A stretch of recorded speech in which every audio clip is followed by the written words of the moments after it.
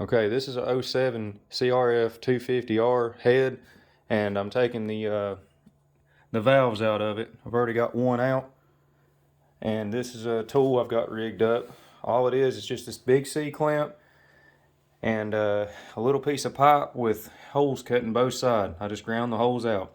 That way I've got clear access to my retainers. And here's how it works. Very simple. All you got to do is just tighten it until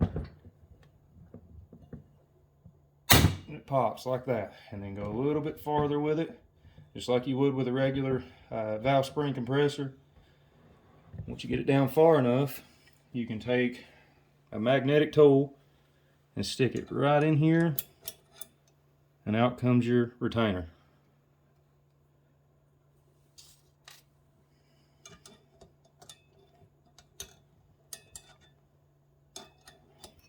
Well,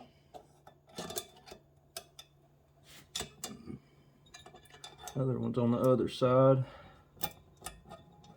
There we go. Alright, and then very carefully just loosen it back up.